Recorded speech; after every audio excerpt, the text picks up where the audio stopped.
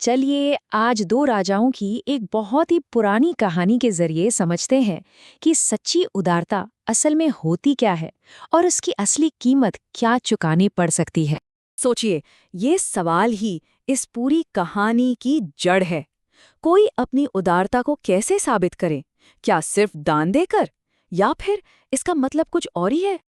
तो इसी सवाल का जवाब ढूंढने के लिए एक महान राजा एक गुप्त सफर पर निकल पड़ते हैं, जहां उनका सामना एक ऐसे रहस्यमयी राजा से होता है जिसके बारे में उन्होंने कभी सोचा भी नहीं था। चलिए इस कहानी के साथ दान और त्याग के बीच का फर्क समझते हैं।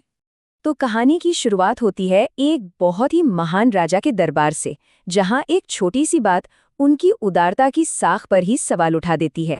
राजा थे विक्रमादित्य, जिनकी दान वीरता के चर्चे दूर दूर तक फैले हुए थे। मतलब उनके लिए उदारता सिर्फ एक गुण नहीं थी, बल्कि उनके पूरे शासन का आधार थी। लेकिन अब उनकी यही पहचान सवालों के घेरे में आने वाली थी। एक दिन अचानक एक दरबारी खड़ा होता है और ये कह देता है, जरा सोचिए, बाहरी सभा में राजा के मुंह पर ऐसी बात कहने के लिए कितनी हिम्मत चाहिए होगी। और बस यहीं से हमारी कहानी का असली मोड़ शुरू होता है। और उस एक वाक्य ने कहानी में एक ऐसे रहस्यमयी प्रतिद्वंदी को ला खड़ा किया जिसकी उदारता की कहानी तो यकीन करने लायक ही नहीं थी।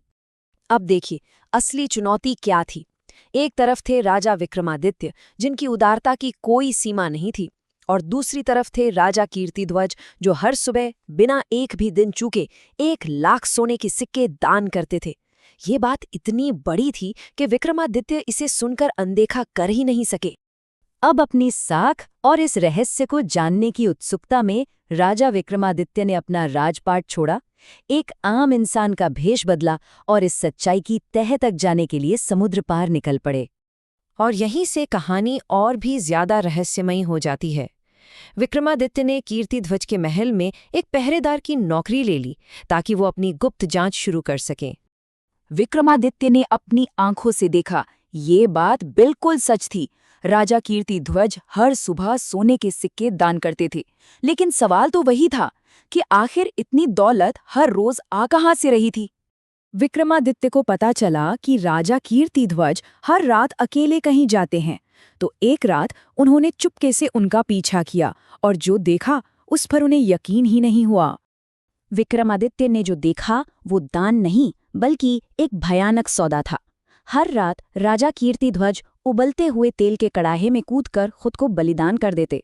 फिर कुछ बेताल आकर उनके शरीर को खा जाते और फिर एक देवी प्रकट होकर उन्हें फिर से जिंदा करती और इनाम में सोने के सिक्के देती।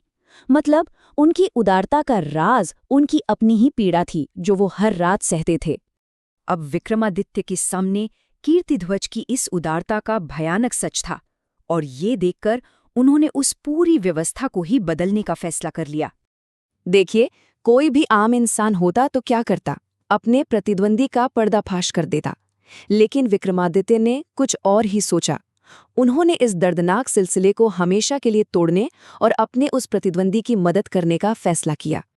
और उन्होंने ये सिर्फ एक बार नहीं किया।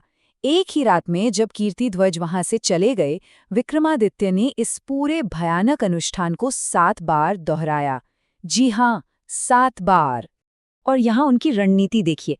हर बार जब देवी उन्हें सोने के सिक्के देती तो वो लेने से मना कर देते और कहते, मुझे सोना नहीं चाहिए, मुझे आपका आशीर्वाद चाहिए। और ये कहकर वो फिर से उस उबलते तेल में कूद जाते। जब 7 बार ऐसा हो चुका और वो 8वीं बार फिर से कूदने वाले थे, तो देवी ने उन्हें रोक लिया।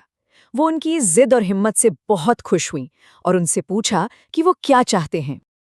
और अब विक्रमादित्य के त्याग का असली मकसद सामने आने वाला था। उन्होंने ये सब कुछ अपने लिए नहीं, बल्कि राजा कीर्तिध्वज को उस भयानक दर्द से हमेशा के लिए आजाद कराने के लिए किया था। उन्होंने देवी से सोना नहीं मांगा, बल्कि सोने का वो जरिया ही मांग लिया, वही जादुई थैला। जैसे ही देवी ने वो थैला उन्हें दिया, वो दर्दनाक मंदिर और बलिदान का वो सिलसिला हमेशा के लिए खत्म हो गया। विक्रमादित्य महल लौटे और उन्होंने वो थैला राजा कीर्तिध्वज को दे दिया, जो मंदिर के गायब होने से बीमार और दुखी पड़े थे। उन्होंने कीर्तिध्वज को सिर्फ धन नहीं दिया, बल्कि उनकी पीड़ा का ही अंत कर दिया। और यही हमें उदारता का असली मतलब समझ आता है। सच्ची उदारता सिर्फ किसी की मदद करना नहीं है, बल्कि मदद की जरूरत को ही जड़ से खत्म कर देना है। विक्रमादित्य ने कीर्ति ध्वज को सोना नहीं, बल्कि उस दर्द से आजादी दी। अब कहानी घूमकर अपने असली मुद्दे पर वापस आती है, जहां ये पूरी कहानी एक सिंहासन पर बैठने की काबिलियत को परखने के लिए सुनाई जा रही थी।